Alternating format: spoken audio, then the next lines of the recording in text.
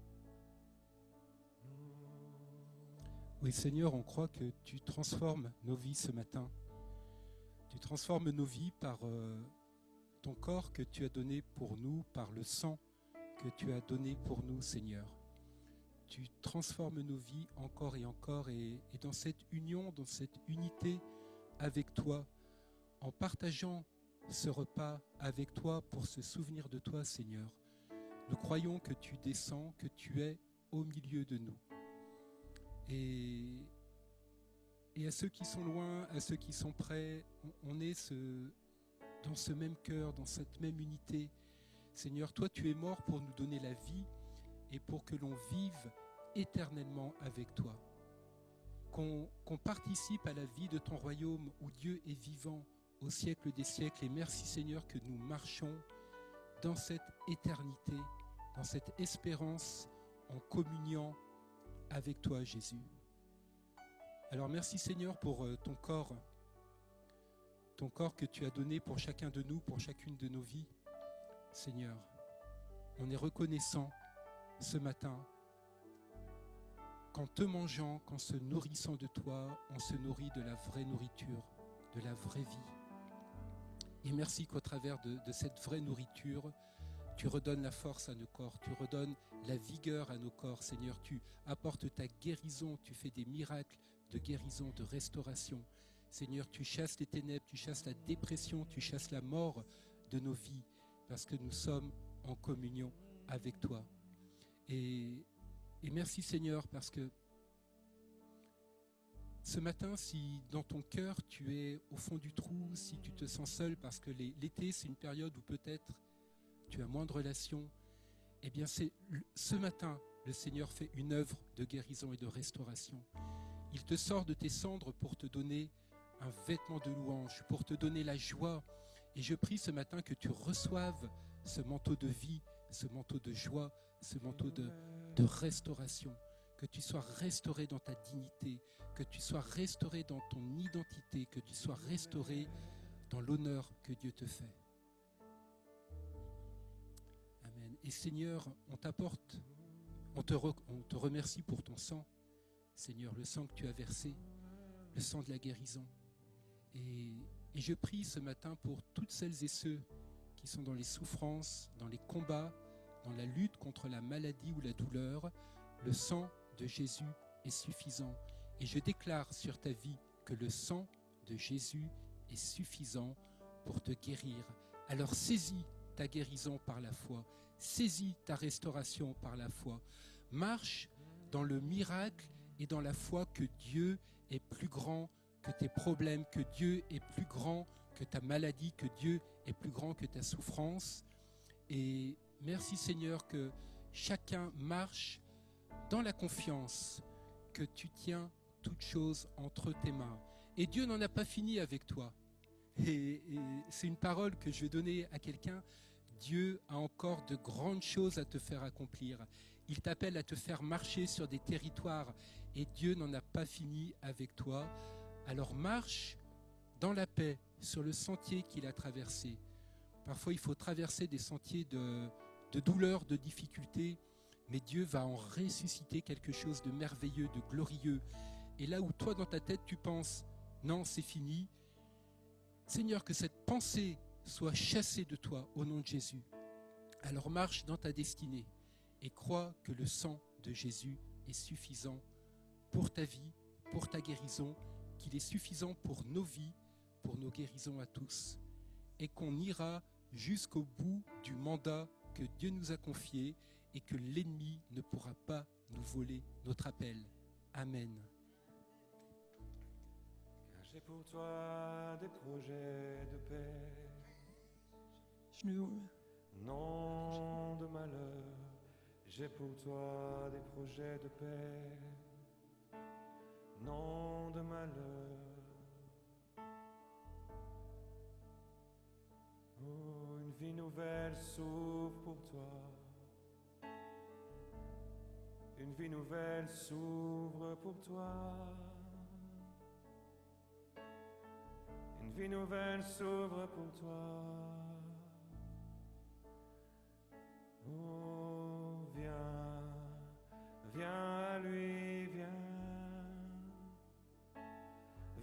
croix, viens à Jésus, viens,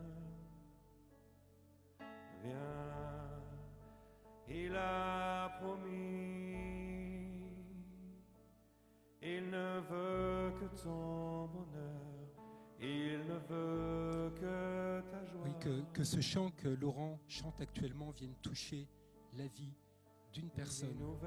C'est une parole prophétique pour une personne ou pour plusieurs personnes ce matin.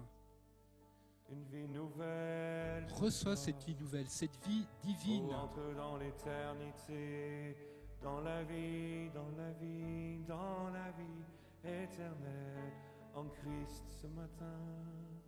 Écoutons ce chant, ces paroles que Dieu nous donne ce matin. Oh, car j'ai pour toi des projets de paix. Oui, j'ai pour toi des projets de paix. Non de malheur, non de malheur, dit le Seigneur. Car j'ai pour toi des projets de paix. Oui, j'ai pour toi des projets de paix. Non de malheur, non de malheur, dit le Seigneur. Si quelqu'un entend frapper à la porte de son cœur, si quelqu'un entend ma voix, qu'il m'ouvre la porte de sa vie, alors je changerai ses peines en joie, je changerai ses douleurs en bonheur, je donnerai la paix.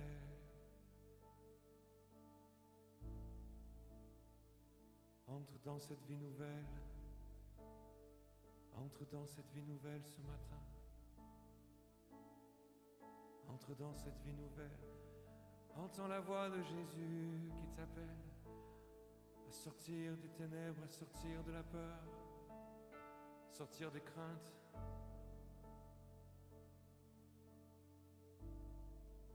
J'ai pour toi des projets de paix.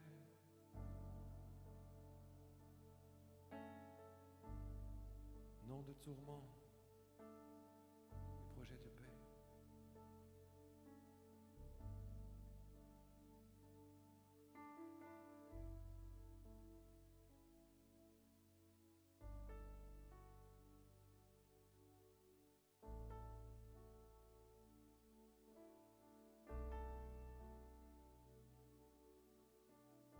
Si quelqu'un entend la voix de Jésus ce matin,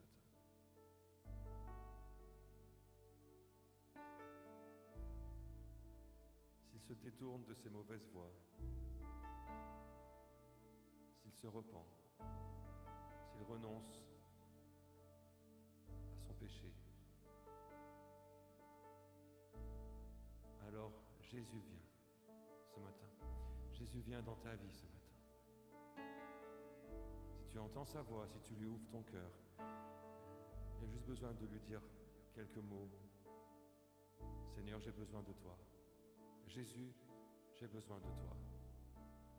J'ai besoin de toi dans ma vie, parce que tout seul, je m'en sors pas, j'y arrive pas.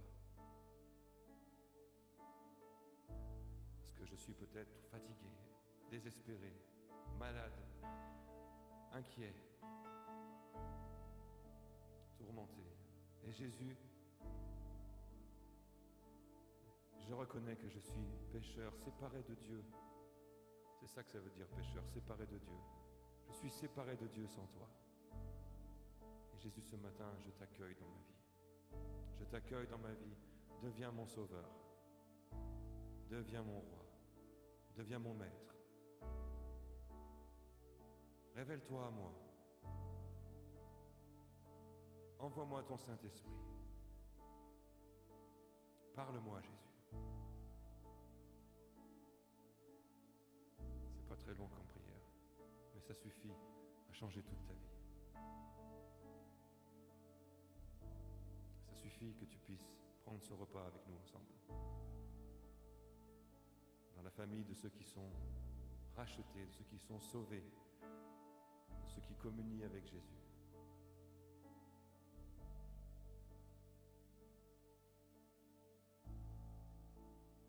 Si tu as fait cette prière à un moment donné, sans mettre ton nom, mais tu peux mettre juste avec ton pseudo sur YouTube. Dis-le nous. Écris-le. Dans le chat, dans les commentaires en fait, de YouTube. Dis-le nous. C'est une preuve entre toi et Dieu, mais c'est aussi face au monde qu'on rentre dans la vie éternelle avec Jésus. Sois béni. Sois béni, sois béni ce matin.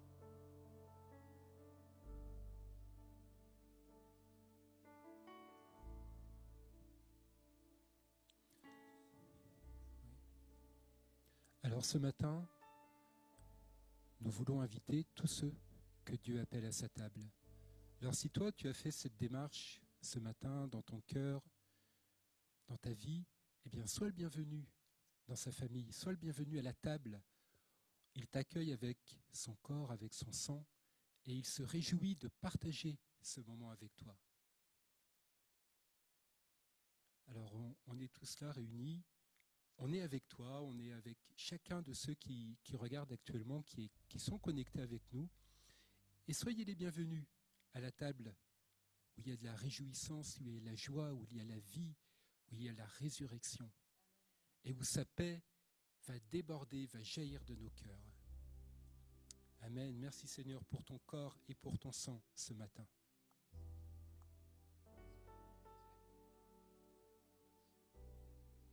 Nous bénissons le pain, nous bénissons la coupe. Seigneur, merci. On ne te dira jamais assez merci pour tout ce que tu as fait, pour le sacrifice de ta vie pour nous.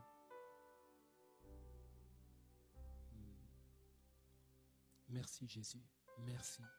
On veut te manger, on veut te boire, on veut s'unir à toi, on veut unir nos vies à ta vie et on veut communier avec toi ce matin. Amen.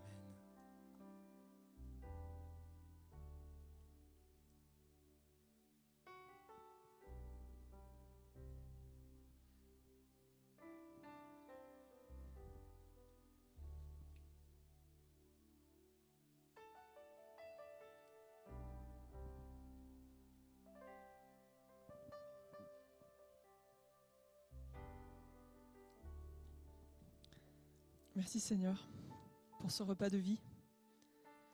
Merci pour ta vie qui coule en nous.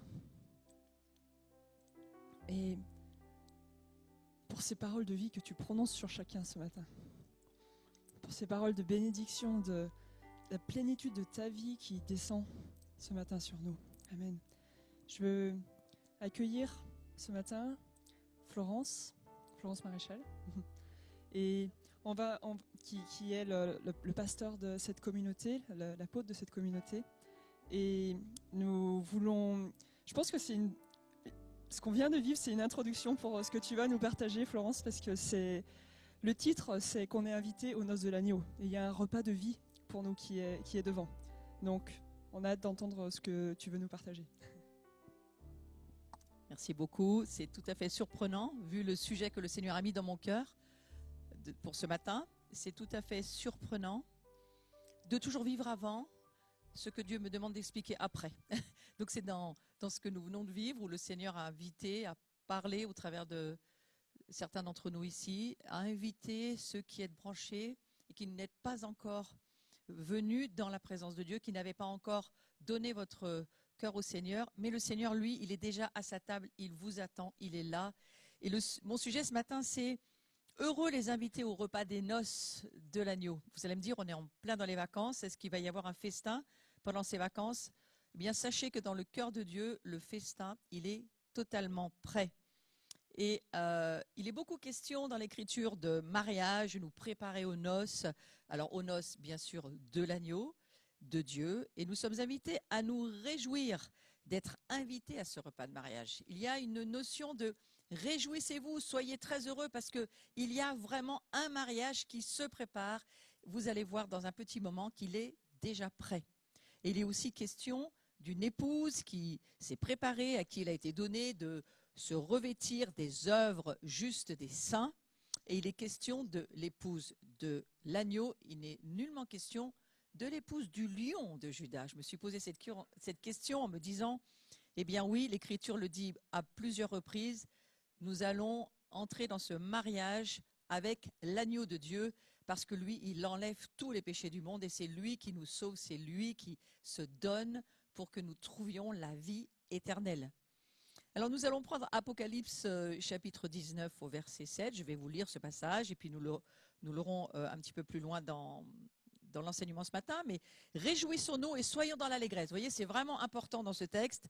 Donnons-lui gloire, car les noces de l'agneau sont venues et son épouse s'est préparée. Et il lui a été donné de se revêtir d'un fin lin éclatant pur, car le fin lin, ce sont les œuvres justes des saints. Et l'ange me dit, heureux ceux qui sont appelés au festin des noces de l'agneau. Et il me dit, ces paroles sont les véritables paroles de Dieu. Alors j'ai voulu insister sur le fait qu'il nous faut être heureux déjà d'être invités. En général, quand on va dans un mariage, ça nous fait très plaisir et c'est toujours une grande joie d'aller à une invitation de mariage. Alors lorsque l'ange dit « heureux les invités au repas », eh bien oui, nous sommes heureux parce que nous comprenons que c'est de nous dont il s'agit et nous allons voir un petit peu plus loin que le Seigneur, lui, il a vraiment préparé des choses incroyables pour ce mariage qui va être celui de l'épouse de son fils. Je vais m'arrêter un tout petit instant sur l'Apocalypse chapitre 19, verset 9. Ce sont les paroles véritables de Dieu. Vous savez, quand c'est écrit cela dans le dernier chapitre du livre des Écritures, l'Apocalypse, c'est le dernier chapitre du livre, et que le Seigneur insiste en disant « ce sont les paroles véritables de Dieu ». C'est vraiment Dieu qui parle. Donc, il est en train de nous dire il y a vraiment une grande joie d'être invité à ce repas. La joie du banquet, c'est ce dont je crois qu'il est question dans ce passage, mais dans le cœur de Dieu, il est question d'une immense joie. Je crois que ça fait des années que Dieu prépare ce mariage qu'il attend et il y a une allégresse intérieure dans le cœur du Père pour son Fils. On entrevoit la joie que procure ce banquet dans le ciel et que ce banquet doit nous procurer à nous aussi, puisque, on le lit, je le lis dans une autre version, « Soyons dans la joie, exultons, rendons gloire à Dieu, car elles sont venues », je suis toujours dans le chapitre 19 au verset 7, mais c'est une autre version qui nous dit « Elles sont venues ». Les noces de l'agneau. Et pour lui, son épouse a revêtu sa parure. Donc, le mot parure ici, ça correspond aux œuvres justes des saints, c'est-à-dire tout ce que nous avons pu accomplir dans la justice de Dieu durant notre vie. Je ne vais pas aller sur ces affaires de justice ou d'œuvres justes, mais je veux vraiment me focaliser ce matin sur ce banquet où Dieu invite très largement. Et j'ai trouvé ça excellent ce matin, alors que nous prenons la communion et tout à coup Dieu parle. Et il dit, voilà, il y a peut-être plusieurs personnes ce matin qui vont vraiment, je les invite à ma table. Elles seront la bienvenue, elles vont avoir leur place, elles vont pouvoir trouver leur chaise et même leur nom écrit sur leur chaise, parce que moi j'ai prévu de les inviter. Alors vont-elles y venir? C'était très intéressant par rapport à mon sujet, de vivre cette communion juste avant. Et Jésus, il est offert à tous les hommes, pas seulement au peuple élu, mais il est offert au peuple de Dieu. Et c'est une invitation extrêmement large. Je crois que Dieu désire que la salle du banquet soit comble. Vous savez, ça serait tellement triste un mariage où il y aurait plein de tables et puis elle serait vide, il n'y aurait personne. Et imaginez le marié, les témoins, puis bon, la salle est vide, les invités ne sont pas venus. Comme ça serait triste. Surtout si le menu est excellent et qui vraiment, il me semble que le menu au ciel et bien entendu tout ce qui est boisson, les vins en particulier, vu ce que Jésus a fait aux noces de Cana, je pense que c'était un petit aperçu du grand banquet et ça va certainement être tout à fait excellent. Moi, souvent je m'imagine ce banquet et je me dis, avec toutes les cultures, moi j'en ai rencontré un certain nombre. Alors j'ai toujours eu le sentiment que les Arméniens feraient l'entrée et certainement les Français le plat du milieu. Et les desserts, je ne sais pas, peut-être plutôt je sais pas, il y a plein de nations qui ont d'excellentes gastronomies. Mais très sincèrement, je pense qu'on tient la bonne place nous, au niveau français. Hein. Et qu'est-ce que ça va être intéressant, ce banquet. Alors, j'ai remarqué dans l'Écriture que le festin du royaume, et vous allez voir, la foi du centurion ont un rapport. Parce que je me suis rendu compte qu'après la demande du centurion pour la guérison de son serviteur, vous connaissez, peut-être vous ne connaissez pas, mais dans le livre de Jean, on lit l'histoire de ce centurion à qui il arrive vraiment une aventure incroyable de guérison. Et donc il demande la guérison pour son serviteur. Et Jésus, il est tout à fait dans l'admiration. Et il parle à ce moment-là, et voilà ce qu'il dit. Il dit, Amen, je vous le déclare, en parlant de ce centurion, je vous le déclare, chez personne en Israël, c'est Jésus qui parle, hein, je n'ai trouvé une telle foi, donc la foi du centurion. Aussi, je vous le dis, et là, écoutez cette déclaration incroyable, beaucoup viendront de l'Orient et de l'Occident et prendront place avec Abraham, Isaac et Jacob au festin du royaume des cieux. Et ça tombe, pouf, dans cette histoire du centurion qui parle de la foi, et on voit l'incroyable lien que Jésus fait entre la foi de ce centurion, qui véritablement est un homme soumis, qui a compris l'autorité, qui a vraiment compris la parole, l'autorité de Jésus, c'était exactement comme si son chef lui avait donné une parole, et ça avance dans la foi, et il nous dit, voilà, beaucoup, je suis assez contente qu'il marque l'Occident, il n'y a pas que l'Orient, puisque nous sommes en Occident, nous sommes aussi à cette table de l'Occident, on va prendre place avec Abraham, avec Isaac et avec Jacob. Mais on peut remarquer une petite chose, les invités ne viennent pas au banquet contre leur gré. C'est Dieu qui toujours invite. Il invite largement, il invite tout homme, mais chacun est libre de sa réponse. Mais l'invitation, le carton d'invitation, c'est toujours Dieu qui l'envoie. Ça ne peut pas être un homme qui invite à la table de Dieu. La table de Dieu, vous comprenez bien que c'est le repas des noces, c'est aussi le moment où, lorsque nous disons oui à Jésus, eh bien, il y a un mariage là, spirituellement dans la foi qui se fait, et il y a une vie nouvelle, une nouvelle identité qui se crée par le mystère de Dieu, et c'est là où les choses se passent. Donc, vous voyez, c'est bien écrit, le festin du royaume des cieux. Il y a un festin qui nous attend et qui va être impressionnant. Alors on se rend compte aussi que Jésus invite, il invite à son festin, puisque c'est son repas, c'est son mariage et c'est son festin, c'est pas celui de quelqu'un d'autre, c'est son mariage à lui. Donc il prépare, comme beaucoup de jeunes mariés font aujourd'hui, hein, il prépare le repas de ses noces.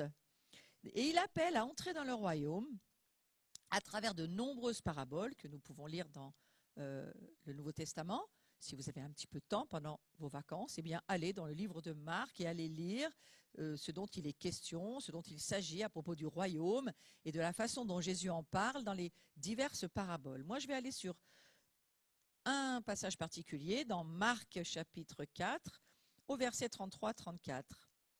C'est par beaucoup de paraboles de ce genre qu'il leur annonçait la parole, on parle de Jésus, selon qu'ils étaient capables de l'entendre. Il ne leur parlait point sans parabole, mais en particulier, il expliquait tout à ses disciples. Vous voyez la pédagogie de Jésus incroyable, où il est capable, au niveau de ses paraboles, de savoir de quelle manière, à qui, comment. Il ne parle pas à tout le monde de la même manière. Il connaît parfaitement les cœurs et il sait ce qu'il peut dire à certains et pas à d'autres. Et comment, quelle pédagogie! Alors la parole de Dieu dit ceci en Marc chapitre 4 verset 3. On va aller dans la parabole du semeur et on va remarquer 2-3 petites choses. Premièrement, écoutez, un semeur sorti pour semer. C'est Jésus qui raconte son histoire et il commence par cette parole. Écoutez, un semeur sorti pour semer. Au verset suivant, comme il semait, une partie de la semence tomba le long du chemin et les oiseaux vinrent et la mangèrent. Et puis au verset 8, on trouve la suite. Une autre partie tomba dans la bonne terre. Elle donna du fruit qui montait et croissait, et elle rapporta 30, 60 et 100 pour un grain, une semence. Donc, on se rend compte que là, ici, la semence, elle tombe. Alors, c'est peut-être toi la semence, hein, ça peut être ta vie, ça peut être la parole de Dieu, mais on peut être aussi cette semence dont il est question. Une partie de la semence, elle tombe le long du chemin. Et qu'est-ce qu'elle devient? Absolument rien. Elle est même engloutie par les oiseaux. Ils la mangent. Donc, c'est-à-dire qu'il n'y a plus rien, c'est fini. C'est une chose qui peut arriver. Mais une autre chose qu'on vient de lire, une autre partie qui tombe dans la bonne terre. Donc, vous voyez, si une semence, peut-être ça peut être ton cœur, cette bonne terre, la semence, la parole de Dieu, elle tombe dans ton cœur. Si ton cœur est une bonne terre, bien préparée, si le champ de ton cœur est bon pour accueillir cette semence, alors elle peut donner du fruit. Et regardez, il monte, il croît. On comprend très bien que la graine, elle devient un arbre, et puis avec des branches, et puis ça devient quelque chose qui grandit, qui devient fort, et qui peut rapporter et même se multiplier. On est là dans les principes du royaume de Dieu. Donc par les paraboles, Jésus invite au festin du royaume de Dieu. Il a préparé son festin parce que il est très clair que la Bible nous dit les noces sont prêtes. On va le lire dans Matthieu, chapitre 22. On va peut-être commencer par le verset 1. Jésus, prenant la parole, leur parla de nouveau en parabole et il dit: le royaume des cieux est semblable à un roi qui fit des noces pour son fils. Il envoya ses serviteurs appeler ceux qui étaient invités aux noces, mais ils ne voulurent pas venir. Il envoya encore d'autres serviteurs en disant: dites aux conviés, voici, j'ai préparé mon festin, mes bœufs et mes bêtes grasses sont tués, tout est prêt, venez aux noces. Mais sans s'inquiéter de l'invitation, ils s'en allèrent, celui-ci à son champ, celui-là à son trafic. Et les autres se saisirent des serviteurs, les outragèrent et les tuèrent. Et le roi fut irrité. Il envoya ses troupes et fit périr ses meurtriers et brûla leur ville. Alors, il dit à ses serviteurs: les noces sont prêtes. Vous voyez, là, on est en train de lire un peu tout le déroulement de la saison dans laquelle nous sommes. Les noces sont prêtes, mais les conviés n'en étaient pas dignes. Allez donc dans les carrefours, appelez aux noces tous ceux que vous trouverez. Ses serviteurs allèrent dans les champs, rassemblèrent tous ceux qu'ils trouvèrent, méchants et bons, et la salle des noces fut pleine de convives. Le roi entra pour voir ce qui était à table, et il aperçut là un homme qui n'avait pas revêtu un habit de noces. Et il lui dit: mon ami, comment es-tu entré ici sans avoir un habit de noces? Et cet homme eut la bouche fermée. Alors le roi dit aux serviteurs: liez-lui les pieds et les mains, jetez-le dans les ténèbres du dehors, où il y aura des pleurs et des grincements de dents, car il y a beaucoup d'appelés, mais peu d'élus. Alors je vais revenir un petit peu sur tout ce texte, parce qu'on peut très bien mal le comprendre et très bien mal l'interpréter. Et il me semble, en tous les cas, que cette invitation personnelle au repas de mariage, c'est extrêmement consolant pour nous, et vous allez voir pourquoi. Premièrement, parce qu'on se rend compte que tout le monde est invité. Dieu ne fait exception de personne, c'est un choix volontaire, mais l'invitation vient de Dieu et tout le monde, absolument tout le monde est invité. Vous savez, j'aime bien dans l'été, parfois on a un peu plus de temps, on travaille moins, on est plus ou moins en vacances, en tous les cas on a un temps qui est un petit peu moins sous pression que dans l'année, et on a tendance à faire aussi des grands repas ensemble. Alors je ne sais pas si avec le déconfinement ça va être possible, mais en tous les cas, on va quand même se retrouver en famille. Et eh bien voilà, tout le monde est invité. Lui, le Seigneur, il a un cœur pour tout le monde.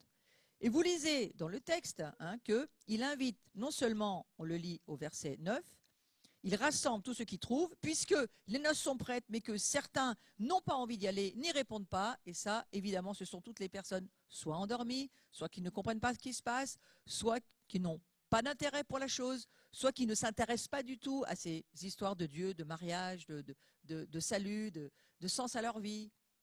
En tous les cas, une chose est sûre, c'est que l'histoire nous raconte, au verset 3, il envoya ses serviteurs pour appeler ceux qui étaient invités aux noces, mais ils ne voulurent pas venir. Donc il y a un non, il y a un refus de certaines personnes.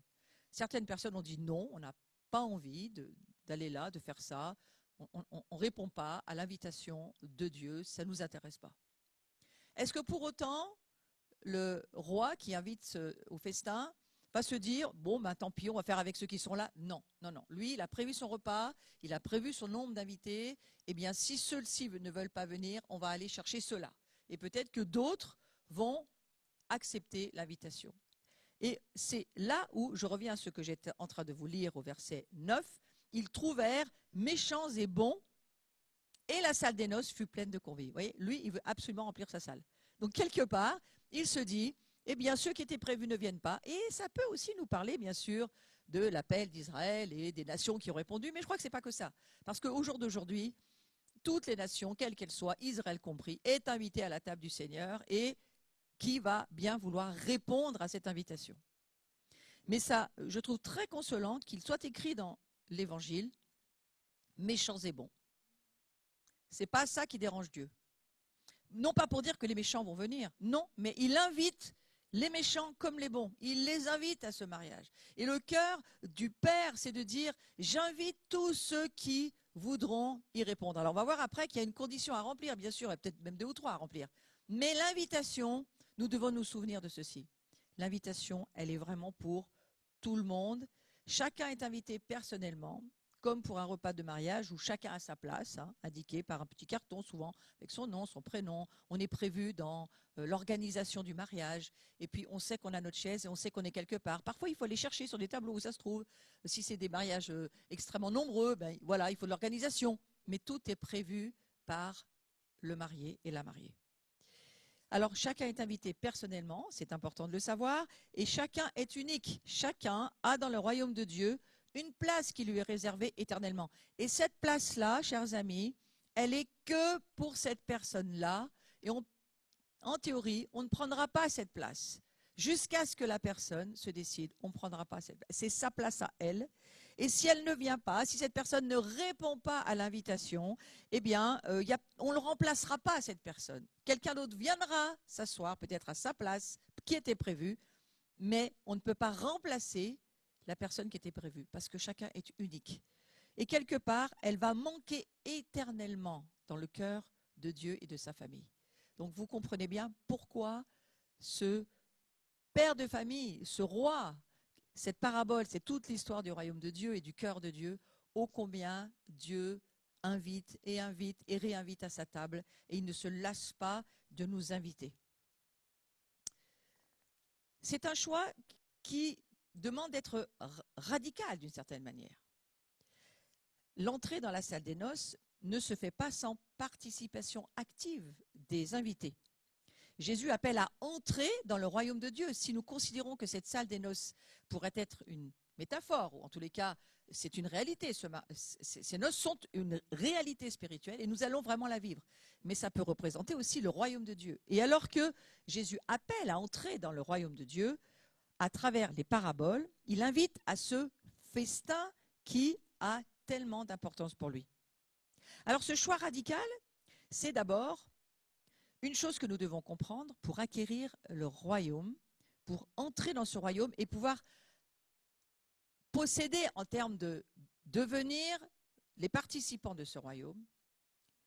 Il faut tout donner. Et c'est ce que nous dit Matthieu 13, au verset 44 à 46. Je vous lis ces versets et vous allez comprendre. Le royaume des cieux est encore semblable à un trésor caché dans un champ.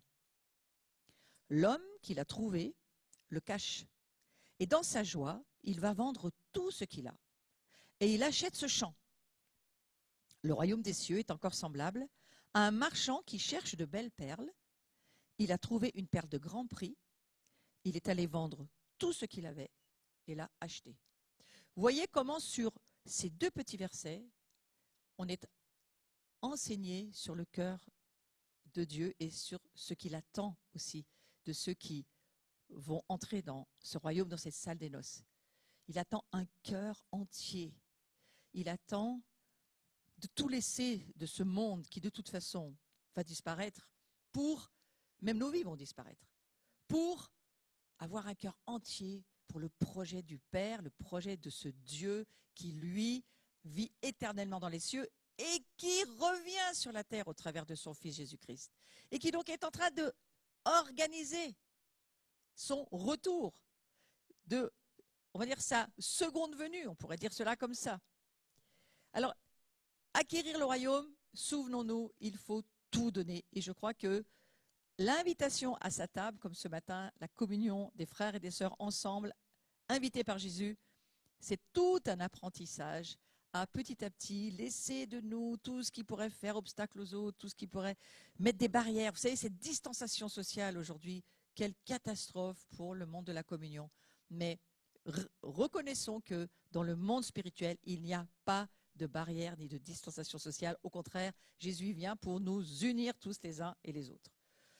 Donc, acquérir le royaume, il faut tout donner. La deuxième chose, les paroles ne suffisent pas, il faut des actes. Alors, nous allons lire Matthieu, chapitre 21, au verset 28 à 32.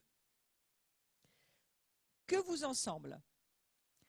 Un homme avait 2 fils, et s'adressant au premier, il dit, « Mon enfant, va travailler aujourd'hui dans ma vigne. » Et il répondit, « Je ne veux pas. » Il se repentit, et il y alla. S'adressant à l'autre, il dit la même chose, et ce fils répondit, « Oh, je veux bien, Seigneur. » Mais il n'y alla pas. Lequel des 2 a fait la volonté du Père? Ils répondirent, « Le premier. » Et Jésus leur dit, « Je vous le dis en vérité, les publicains et les prostituées vous devanceront dans le royaume de Dieu. Car Jean est venu à vous dans la voie de la justice, et vous n'avez pas cru en lui. Mais les publicains et les prostituées ont cru en lui. Et vous qui avez vu cela, vous ne vous êtes pas ensuite repentis pour croire en lui. » Alors bien sûr, Jésus s'adresse aux Juifs, il était face aux pharisiens, il était face à ce monde religieux tellement sûr de lui, tellement sûr d'avoir tout compris de la Torah. Ils avaient la Torah vivante face à eux, ils ne comprenaient absolument pas ce que la Torah leur disait. Parce que Jésus, c'est quand même la parole vivante. Et c'est extrêmement cinglant d'aller dire à ce monde religieux, eh bien, les publicains, les prostituées vont vous devancer dans le royaume. Ça paraît, mais aujourd'hui, quand on pense à ça, ça paraît extrêmement lourd. Mais c'est la vérité. Et Jésus de dire, le festin des noces, il est pour moi, c'est mon festin, c'est mon mariage, c'est ceux pour lesquels je suis mort. Et Jésus est mort pour ceux qui croient en lui. Ce n'est pas une affaire de ce que tu étais avant, c'est une affaire de ce que tu deviens au travers de lui. Ton cœur, est-ce que ton cœur a ce besoin de Dieu? Est-ce que ton cœur, aujourd'hui, cherche Dieu? Même si tu penses l'avoir déjà trouvé, est-ce qu'il y a en toi encore cette faim, cette soif de dire, mais ce Dieu qui invite à cette table et qui nous dit des choses pareilles, mais comment est-ce qu'il est? Alors, il en va du royaume des cieux comme d'un roi qui fit un festin de noces pour son fils. Donc, je relis, c'est toujours dans Matthieu 22, 2. Donc, vous voyez, il s'agit d'un festin de noces pour le fils. Et Jésus décrit le royaume de Dieu comme un grand festin de noces. Ils disent, voilà, ce festin, c'est quelque part mon royaume, avec une abondance de nourriture, de boissons, dans un climat de joie, de fête pour tous les invités. Ça va bien avec le temps des vacances, quelque part. Quand on est en vacances, c'est peut-être un petit peu là. Vous allez me dire, depuis le confinement, restaurant, festin, noces, on n'en a pas eu beaucoup. Et bien justement, moi, je vais vous faire envie, parce qu'on déconfine, donc allons et festoyons. Donc l'image du festin, elle est présente également dans la première lecture tirée du livre du prophète Ésaïe. Nous allons lire ce passage d'Ésaïe, dans lequel sont soulignés l'universalité de l'invitation pour tous les peuples. Vous voyez, le cœur de Dieu. Alors, s'il vous plaît, avancez avec moi et agrandissez votre cœur. Parce que ce n'est pas une petite table seulement pour votre petite communauté. Ce n'est pas une petite table seulement pour plusieurs églises qui se retrouvent. Ce n'est pas une petite table ou une grande table pour quelques-uns. Ce n'est pas seulement une table pour votre nation. Non, mais non, pas du tout. C'est une table pour tous les peuples de la terre. Mais comment est-ce qu'elle va être cette table? Ça va être incroyable. Lisons Ésaïe, chapitre 25, verset 6. « L'Éternel des armées prépare », j'aimerais juste que vous souligniez ces petits mots, « L'Éternel des armées prépare à tous les peuples ». Ésaïe l'avait déjà prophétisé. « L'Éternel des armées prépare à tous les peuples sur cette montagne un festin de mets succulents, un festin de vin vieux, de mets succulents pleins de moelle, de vin vieux clarifié. » Là, les Français disent « Amen », parce que ça fait vraiment partie de ce que nous aimons. Et la disparition, alors pas seulement ce festin incroyable, mais la disparition de toute souffrance et de toute douleur. Et le verset 6 est bien entendu suivi du verset 7. Lisons-le. Sur cette montagne, il anéantit le voile qui voile tous les peuples, la couverture qui couvre toutes les nations. Il anéantit la mort pour toujours. Le Seigneur, l'Éternel, essuie les larmes de tous les visages. Il fait disparaître de toute la terre l'opprobre de son peuple. Car l'Éternel a parlé, et en ce jour, on dira, voici, c'est notre Dieu en qui nous avons confiance, et c'est lui qui nous sauve. C'est l'Éternel en qui nous avons confiance. Soyons dans l'allégresse, réjouissons-nous de son salut. Ce passage d'Ésaïe est tout à fait impressionnant parce qu'il nous appelle déjà à ce festin dont Jésus nous reparlera dans le Nouveau Testament. Et il nous invite à venir à cette table incroyable. Alors, on pourrait déjà se dire, mais la table, on y va quand même plus ou moins tous les dimanches. Alors, tout le monde ne fait pas forcément la communion tous les dimanches, mais on est quand même invité à vivre cette communion. Mais ici, c'est un petit peu différent, hein, parce qu'on nous parle de mets succulents, de vin vieux, de moelle, de vin clarifié. Ce n'est pas tout à fait ça qu'on trouve autour de la table de la communion le dimanche matin. Non, il s'agit d'un autre festin. Il s'agit du grand mariage lorsque Jésus revient, et Jésus revient véritablement dans cette nouvelle Jérusalem, mais sur la terre. Il va remettre ses pieds sur le mont des Oliviers. C'est écrit dans le livre de Zacharie, chapitre 14. Il ne s'agit pas d'un mariage dans les nuages, sur les nuages. Il ne s'agit pas de l'église dans les nuages. Il s'agit d'une église sur la terre. On va vraiment avoir un vrai festin avec du vrai vin, hein, des vraies bouteilles. On va entendre pop. Hein.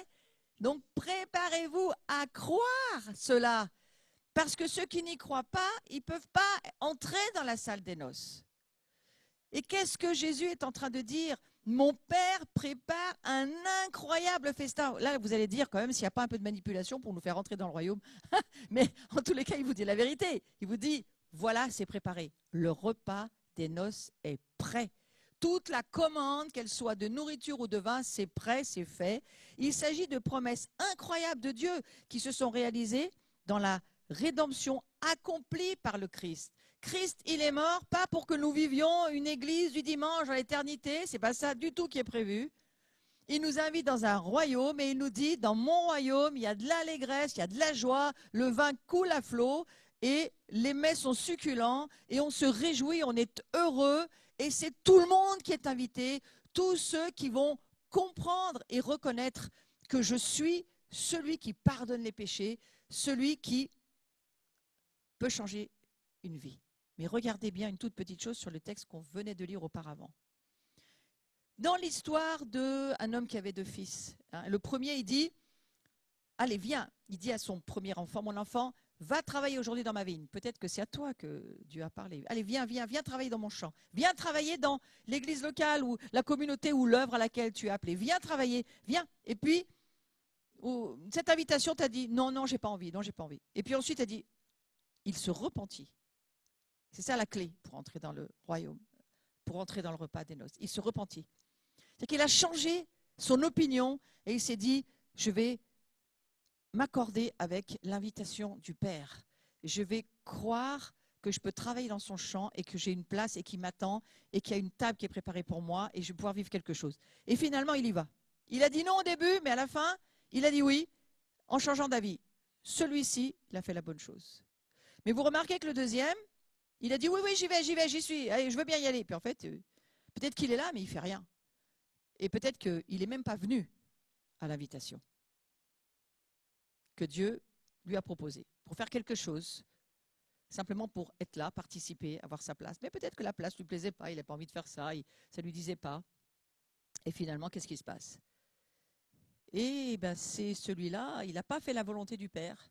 Et c'est extrêmement difficile, le passage qui suit, que nous avons déjà lu tout à l'heure. Parce qu'on voit bien que pour lui, vous ne vous êtes pas repenti. Vous n'avez pas cru dans le Père. Vous n'avez pas cru dans l'invitation. Et là, c'est très compliqué quand on lit la suite parce qu'il y a vraiment quelque chose qui n'est pas facile à entendre. On a cette invitation incroyable pour venir vivre ce festin, mais il y a tous ceux qui ne veulent pas, qui refusent. On a cette invitation incroyable de participer à l'œuvre de Dieu, de participer au chant, à la mission, à quelque chose, parce que personne n'est remplaçable. Et si tu n'y es pas, tu manques, non seulement à la table des noces, mais tu manques aussi à la participation à laquelle Dieu t'avait donné une invitation. Et personne ne peut te remplacer. Donc, il y a quelque chose à considérer dans ce que je suis en train d'essayer de dire ce matin. Réfléchissez à ça. Je ne vais pas vous donner la réponse, mais réfléchissez à ça. Le roi entra pour voir, Marc chapitre 4, verset 11, le roi entra pour voir ceux qui étaient à table. En gros, il vient dans le mariage, puis il vient voir qui est là, qui n'est pas là, parce qu'en fait, il n'en sait rien. Il n'a pas reçu de réponse par mail ou par courrier, donc il fallait juste qu'il vienne vérifier qui fait partie, qui est là, qui a répondu à son invitation. Je vous laisse à penser que Dieu passe et regarde ce qui se passe. Et c'est lui qui invite, et c'est lui qui voit, et c'est lui qui jugera les choses et personne d'autre. Alors la communion avec Dieu et les frères et sœurs, c'est important de se dire que cette table, ce festin, les noces, heureux les invités au repas du Seigneur, vous savez, alors tout le monde n'est pas catholique, hein. Nous ici nous sommes dans une communauté plutôt à tendance évangélique, mais nous sommes des croyants et nous aimons toute la famille de Dieu. Mais il est intéressant de noter que dans la communion, lorsque les prêtres dans le monde catholique font l'Eucharistie, c'est la parole qu'ils disent. Ils disent « Heureux les invités au repas du Seigneur ». Parce qu'évidemment, le repas de la communion, c'est, c'est ce qui annonce, alors on va dire en très réduit. Hein. Alors si on pense que la communion, c'est un seder très réduit, mais alors là, c'est vraiment très, très, très, très réduit du repas des noces. Hein. Ça n'a plus rien à voir avec le repas des noces, mais n'empêche que il y a du vin, il y a du pain, il y a Christ, il y a l'essentiel, il y a celui qui vous donne la vie. Hein, c'est quand même l'essentiel. Et la communion de vie avec Dieu et avec les frères et sœurs, qui par l'opération de l'Esprit Saint se réalise, parce que ça demande une opération de l'Esprit Saint, et qui réalise dans l'existence des croyants, tout ceci, c'est quoi? C'est l'expérience que nous pouvons vivre du mystère de la communion. C'est cette expérience, ce début d'expérience du repas des noces de l'agneau que nous allons prendre tous ensemble au retour du Christ.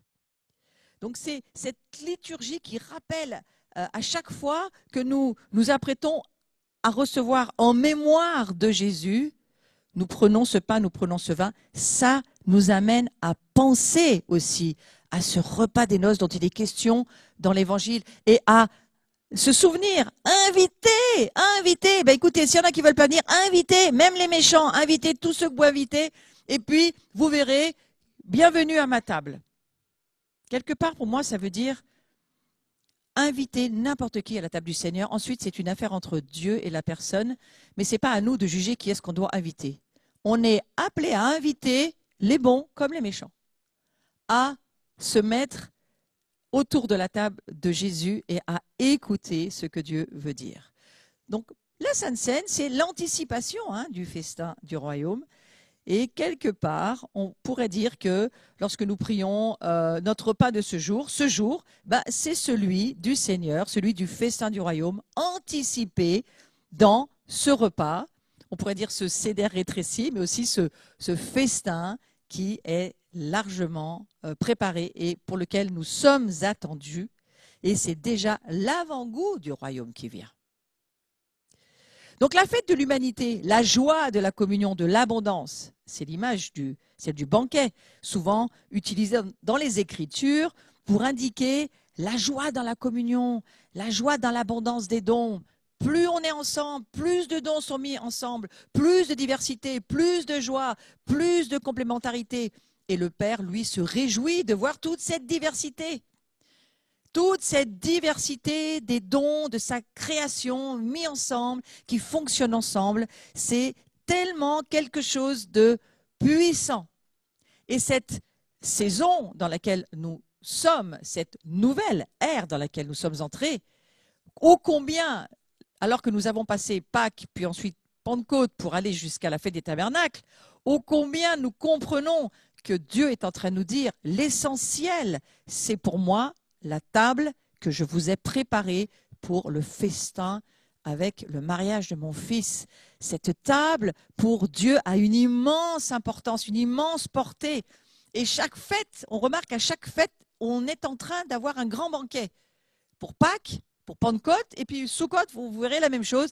On va avoir vraiment des temps impressionnants de communion, et c'est quelque chose qui est important pour notre Père Dieu. Le Seigneur des armées, et c'est tellement fort que ça soit écrit comme ça, Ésaïe chapitre 25, verset 6, le Seigneur des armées prépare pour tous les peuples. C'est le Seigneur des armées qui prépare pour tous les peuples. C'est même pas ses serviteurs qui préparent le festin. C'est le Seigneur des armées lui-même. Donc c'est Jésus-Christ, Yeshua. Vous savez, toutes les histoires dans le Nouveau Testament, j'ai remarqué qu'il n'a jamais une bonne pour lui préparer son repas à Jésus. En général, c'est lui qui prépare le pain, il fait cuire le poisson, il multiplie les éléments. C'est lui qui fait à manger pour ceux qui l'invitent à sa table. Et relisez le Nouveau Testament, vous allez voir comment à chaque fois Jésus prépare à manger. Sur le chemin d'Emmaüs, ils le reconnaissent au bout d'un petit moment. Au moment où ils rompent le pain, c'est là où, ah mais c'est Jésus. Il y a quelque chose dans le fait qu'il prépare ce repas pour nous. Donc c'est pour tous les peuples et c'est sur cette montagne, un festin de viande grasse. J'ai une autre traduction qui dit un festin de bon vin, de viande moelleuse et de vin dépouillé. Ouais, c'est encore une autre traduction intéressante. Donc l'intention de Dieu, c'est quoi? Bien, vous savez, quand on fait une grande table et qu'on fait une super fête, c'est pas quand tout va mal en général. Hein. C'est quand on est en train de dire, même si tout va mal, pour moi, tout va bien. Hein. Et c'est, on va dire, une incroyable attitude positive où Dieu nous dit, mais même si tout s'écroule autour de vous, moi, sachez, mon festin, il est prêt et personne ne pourra m'empêcher de faire mon festin. Hein. Et l'intention de Dieu, c'est donc quoi? De mettre fin à la tristesse. Il veut mettre fin à la honte. Chacun a sa place, chacun est attendu. Chacun a quelque chose d'important pour lui, Dieu a donné, mais pour aussi Dieu à recevoir de ceux qui l'invitent à sa table. Et c'est tellement important de comprendre, c'est une invitation personnelle. Invitation personnelle. Il veut que tous les hommes vivent heureux dans l'amour pour lui. Donc c'est une des premières choses qu'on entend là depuis, mais vraiment, vraiment c'est récurrent. Prenez du temps dans l'intimité avec Dieu, cherchez Dieu, restez avec lui, mettez-le avant toute chose, faites de Dieu votre priorité, faites de l'intention de passer du temps avec Dieu, votre priorité. Ne vous noyez pas dans les services, ne vous noyez pas dans tout ce que ce monde ou tout ce que la Babylone voudrait vous mettre sur le dos. Apprenez à vous mettre en relation avec Dieu, parce qu'alors que vous apprenez, ça s'apprend, hein, à vivre dans l'adoration et dans la relation avec Dieu, c'est là que vous trouvez le repos de Dieu. Vous ne trouvez pas le repos hors de la relation avec le Christ et de la relation avec les cieux. Le repos vient à partir du moment où Dieu est là.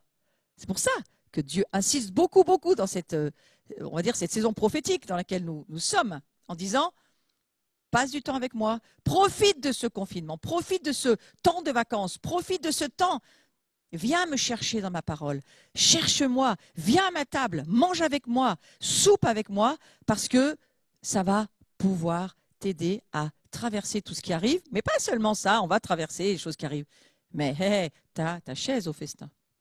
Et je trouve très intéressant de dire autour des gens qui sont autour de nous, oui, d'accord, les temps sont difficiles, et puis on n'a pas fini de l'entendre, et ils n'ont pas fini d'être de plus en plus difficiles, mais ce n'est pas vraiment ça la question. La question, c'est qu'il y a un super festin des noces préparé, et que moi, j'ai vu ton nom écrit sur la chaise, à 3 chaises de moi, là, tu as ta place. Tu devrais t'en réjouir. Tu devrais peut-être considérer l'invitation de Dieu pour toi. Voici, c'est notre Dieu. En lui, nous espérions pour qu'il nous sauve. Ésaïe qui parle toujours, le prophète. C'est le Seigneur, nous espérions en lui. Exultons, réjouissons-nous du salut qu'il nous a donné. C'était, peut-être, ou nous espérions, et puis tout à coup, c'est « Ah, yes, c'est fait, il nous l'a donné ». On exulte de joie parce qu'il nous l'a donné. Tout à coup, le prophète, sur le même verset, chapitre 25, verset 9, on l'espérait à « Merci, on l'a eu ». Sur les deux mêmes lignes, c'est quand même intéressant hein, de se rendre compte qu'il nous met un passé composé à la fin. Ça y est, on l'a. Et j'espère que pendant cette prédication, j'espère que j'ai une place au banquet. Ça y est, j'ai ma place et ça y est, je rentre dans le menu. Et je sais que le menu, c'est pour moi. Et dans l'Évangile, Jésus nous parle de la réponse qu'il a donnée à l'invitation de Dieu, représentée par un roi, et qui, évidemment, à la participation de ce banquet, je viens d'en parler, eh bien certains ont dit oui et certains ont dit non. Et le refus de certains invités, donc je vais en parler un tout petit peu, mais c'est la partie un peu plus compliquée à écouter, mais on est quand même obligé de l'entendre. Les invités sont nombreux, mais comme on l'a vu, il arrive une chose inattendue, ils se refusent de participer à la fête. Ils ont autre chose à faire. Certains accueillent même l'invitation avec mépris.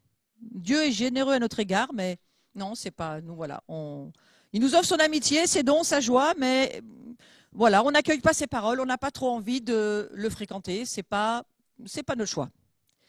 Alors autant certains choisissent, autant d'autres ne choisissent pas. Ils montrent d'intérêt pour d'autres choses. C'est pas vraiment, je suis pas intéressée par ça cette année, peut-être l'année prochaine, mais cette année ça m'intéresse pas. Et nous mettons à la première place nos préoccupations matérielles et nos intérêts privés. Et ceux-ci ne viennent pas à la table du banquet.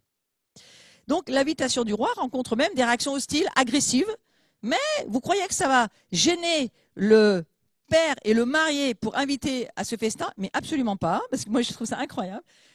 Moi j'ai préparé des mariages parce que j'ai marié des enfants, et en général nous on disait bon bah ils viennent pas, bon bah on enlève la chaise, on essaye de trouver quelqu'un d'autre, mais bon voilà. Mais parfois on se dit juste bon bah ça fera moins de personnes. C'est pas du tout comme ça que réagit. Ça fera la facture peut-être un peu moins lourde aussi. C'est pas du tout comme ça que Dieu réagit. Pas du tout. Ah non, il freine pas sa générosité. Il se décourage pas, Dieu. Il envoie ses serviteurs. Il dit, bon, bah, écoutez, là maintenant, on a encore tant de place. Allez, on va dans la rue. Vous allez chercher. Et c'est vous. Et là, il envoie des serviteurs en disant, votre boulot, allez chercher des gens. Parce que le repas, il est gratuit pour eux. Mais il faut juste qu'ils aient envie de venir. Vous entendez ce que je suis en train de vous dire? Le repas, il est gratuit. Mais il faut qu'ils aient envie de venir. Comment ne pas venir à une invitation où Dieu te dit, tu as un salut gratuit, tu as l'éternité dans un festin où la joie, il n'y a plus de larmes, il n'y a plus de mort. Mais c'est ce royaume-là qu'il faut commencer à regarder si tu n'y as jamais réfléchi, au travers des temps difficiles que tu traverses et que tu vas certainement encore traverser. Dis-toi, il y a un royaume, un festin des noces préparées, et on l'a lu tout à l'heure, il n'y a plus de mort, il n'y a plus de larmes, il n'y a plus de grincement de dents, il n'y a plus de pression, il n'y a plus de maladie, il n'y a plus de captivité. Est-ce que c'est possible? Un royaume parfait où on va pouvoir être heureux, on va pouvoir exulter de joie. Eh bien, c'est la Bible qui le dit. Et cette entrée dans cette salle des noces, elle est gratuite.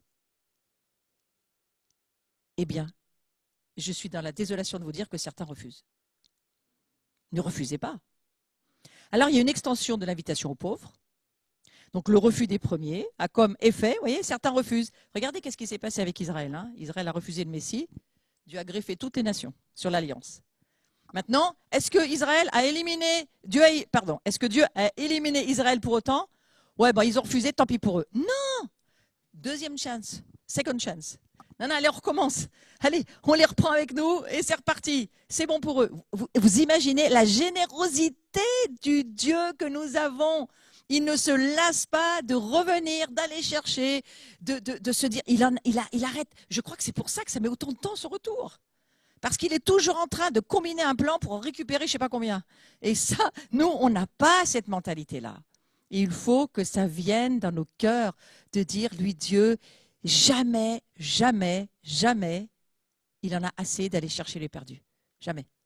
Donc, la bonté du roi n'a pas de limite et à tous, il a donné la possibilité de répondre à son appel. Vous voyez, le refus des premiers, ça amène l'extension du royaume. Ils refusent, bon ben allez, on va chercher encore plus. Ça, c'est vraiment pas une mentalité qu'on a, hein, mais prenons-la parce que c'est une mentalité extraordinaire pour étendre le royaume de Dieu. C'est si certains refusent, allons chercher d'autres. Et puis, cette bonté incroyable qui n'a pas de limite, il a donné la possibilité de répondre à son appel. Ouais. Wow, ça c'est un Dieu quand même extraordinaire. Mais attention, attention, on va quand même regarder à la fin ce que Dieu nous dit. Il y a nécessité de la tenue de soirée. On ne peut pas rentrer dans le royaume. Alors, on y rentre comme on est, mais regardez ce que Dieu nous dit. Jésus souligne l'obligation de porter l'habit nuptial. Il y a une condition pour rester à ce banquet de noces. Et je vais vous laisser y réfléchir, mais je vais vous donner ma version, parce que chacun peut interpréter le texte selon ce que l'Esprit lui dit. Donc moi, je vous donne une interprétation, vous pourrez en avoir certainement d'autres. Hein. Ne me les écrivez pas, mais simplement partagez-les autour de vous. Il y a une condition pour rester à ce banquet de noces, porter l'habit nuptial. Et en entrant dans la salle, le roi découvre que certains n'ont pas voulu l'endosser. Pour cette raison, ils sont exclus de la fête. Et on a lu le texte, hein. Ils sont exclus, liés et jetés dans la géhenne. Donc c'est extrêmement radical, sérieusement. Alors cette patience qu'il a pour certains, mais alors à un moment donné, la patience, elle s'arrête là. Hein. Je voudrais m'arrêter un moment sur ce point, avec une question. Comment se fait-il que ce convive a accepté l'invitation du roi, il est entré dans la salle du banquet et que la porte lui a été ouverte, mais il n'a pas mis l'habit nuptial. Comment ça se fait? Comment c'est possible? Alors c'est quoi cet habit nuptial, selon vous? Saint Grégoire, j'ai été chercher ses idées, un vieux saint qui est mort il y a longtemps, comme ça on ne peut pas aller lui dire quoi grand-chose. Hein. Saint Grégoire, il a dit ceci à cette parabole. Il explique que ce convive a répondu à l'invitation de Dieu à participer à son banquet. Il a en quelque sorte la foi qui lui a ouvert la porte de la salle, mais il lui a manqué une chose essentielle. Et cet habit nuptial, c'est la charité et l'amour.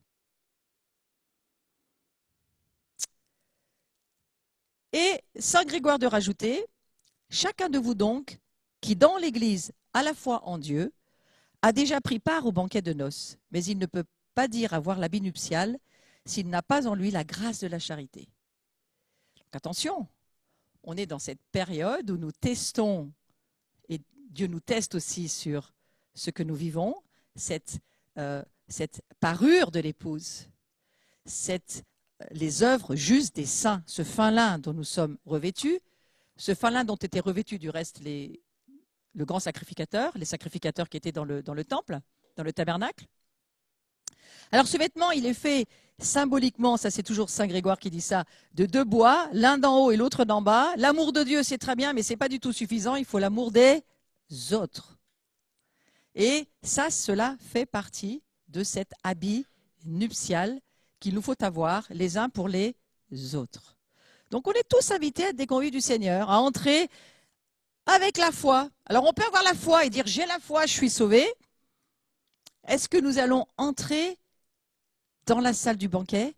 Est-ce que notre amour pour Dieu, il est peut-être extraordinaire.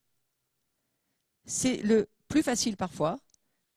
Mais est-ce que notre amour pour les autres est ce qui fait notre parure? Et est-ce que nous avons ce cœur du Père de Dieu d'inviter à sa table les méchants et les bons, comme lui le fait.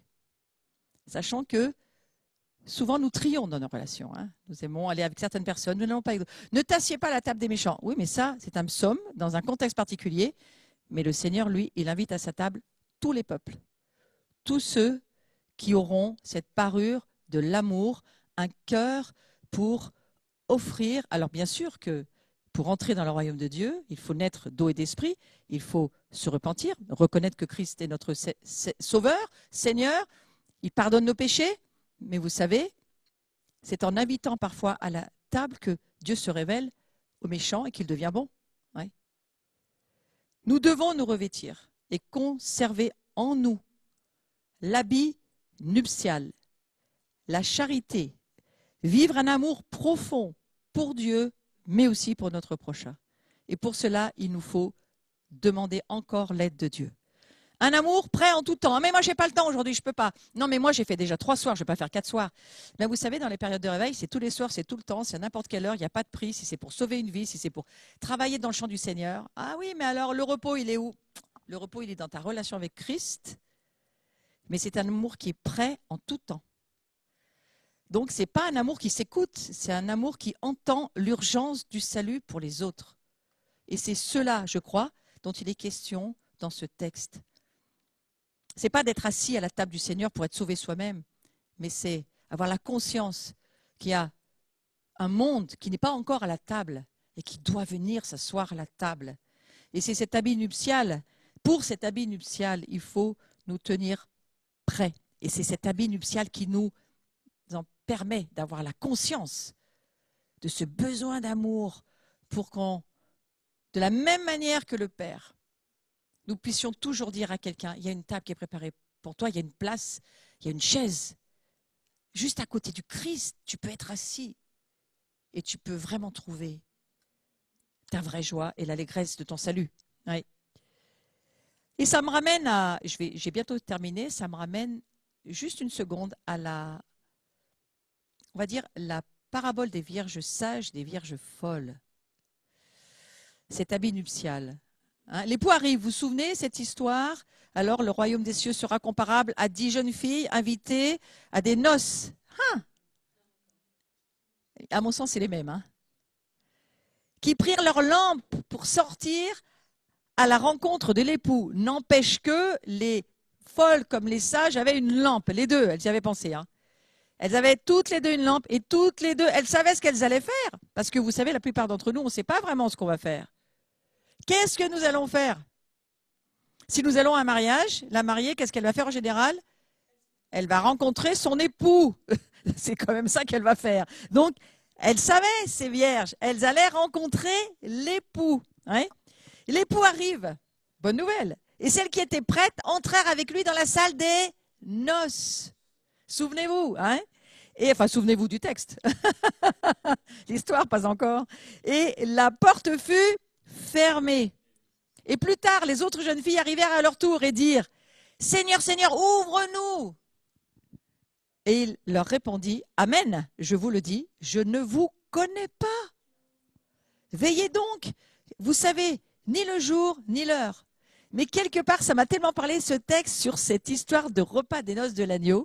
Je me suis dit, mais en fait, elles savaient pourquoi elles étaient là. Elles attendaient l'époux. Elles avaient une lampe. Bon, d'accord, toute l'histoire nous dira que les sages avaient de l'huile suffisamment, les autres pas.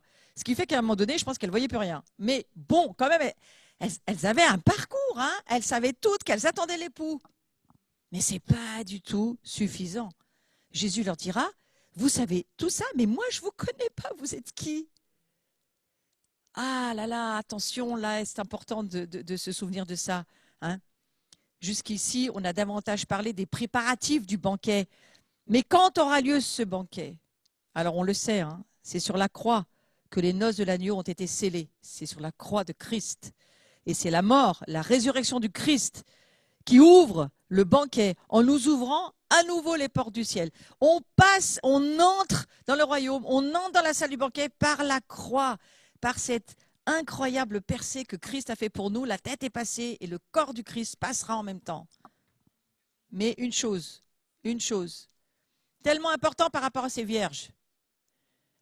Les folles ne connaissaient pas Christ. Elles savaient beaucoup de choses, elles avaient compris des choses, mais elles ne connaissaient pas Christ, n'avaient pas cet habit, cette parure que je comprends être l'amour pour Dieu et l'amour pour les autres. Et ce manque d'huile, pour moi, c'est parce qu'elles n'en avaient pas besoin, parce qu'elles ne s'occupaient pas des autres, elles s'occupaient que d'elles. Donc elles n'avaient pas besoin d'huile pour les autres. L'onction, vous savez, l'onction qui est en nous, c'est une chose, mais l'onction qui est sur nous, c'est pour les autres. Et il nous faut de l'huile pour les autres. Il nous faut ce cœur, cette parure, cette charité pour les autres. Et à la fin des temps, il nous est écrit ceci dans le Nouveau Testament, l'amour du plus grand nombre va se refroidir, ça c'est une chose qui est certaine, on le voit déjà. Chacun s'occupe que de sa pomme. Chacun ne s'occupe que de lui. Ses petites histoires, ses petites affaires personnelles. Ma famille, mais. pas besoin d'huile pour les autres. Les sages, elles avaient de l'huile, je crois, pour les autres. Elles avaient une sagesse de Dieu. Elles connaissaient Christ. Elles avaient cet habit nuptial. Alors, vraiment, moi, je prie. Et je demande la grâce. C'est ma dernière vignette. Je demande la grâce pour chacun d'entendre l'invitation de Dieu et de vous préparer, non pas seulement à être à la table, non pas seulement à savoir que vous attendez l'époux, non pas seulement à vous savez déjà pour la plupart, vous savez ces choses. Mais cette invitation au mariage, hein, eh bien, il nous faut parfois retourner dans certains petits déserts de nos vies, peut-être comme ce reset, ce confinement, peut-être cet été, c'est une occasion, hein, pour que tu entendes Dieu parler à ton cœur et te dire, il te faut de l'huile pour les autres.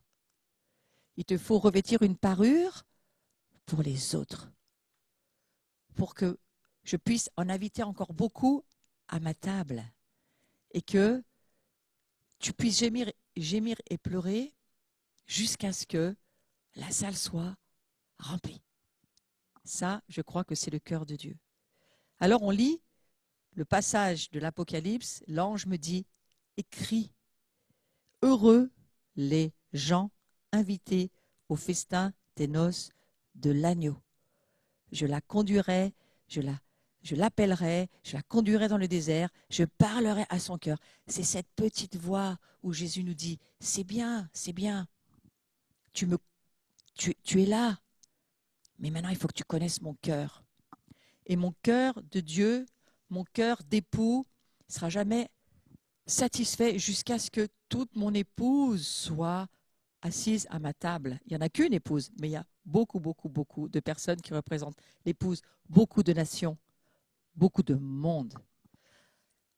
Alors je prie que le Seigneur nous donne la grâce d'entendre cette voix, cette petite voix. Et nous allons terminer avec cette prière, de nous préparer à entendre cette voix. Préparons aussi dans nos cœurs un chemin durant l'été pour entendre cette voix, le Seigneur nous dire, viens, viens, viens, serviteur fidèle, viens, pécheur fidèle, viens, viens, qui que tu sois, bon ou méchant, viens au banquet du Seigneur. Tu es invité, tu es attendu, il y a une place pour toi. Donc il y a une place pour toi si tu ne connais pas encore l'époux. Et ensuite, il y a une place qu'il faut faire dans ton cœur pour que d'autres puissent au travers de toi connaître cette table qui est peut-être déjà préparée pour d'autres. Amen. Je te remercie, Seigneur. Je te remercie pour cette matinée. Je te remercie pour ta grâce sur chacun. Je te remercie parce que ton cœur est grand, il est large et que tout est grâce dans ton cœur. Alors oui, tu es un Dieu juste, mais la justice, elle est rendue par Jésus-Christ et par un cœur qui s'est donné pour que nous puissions tous connaître un vrai salut. Si tu n'as jamais donné ta vie à Jésus, eh bien c'est le moment de le faire. Il y a une place pour toi à la table du banquet. Il y a une place pour toi qui est préparée. Et il faut juste simplement appeler Jésus à répondre à son invitation à ce festin des noces, à le remercier de t'avoir préparé une place et à lui dire juste merci parce que c'est lui qui pardonne tous tes péchés et c'est lui qui fait de toi un saint dans sa maison. Amen. Amen. Je vous donne rendez-vous dimanche prochain et en attendant, je vous souhaite un très bel été.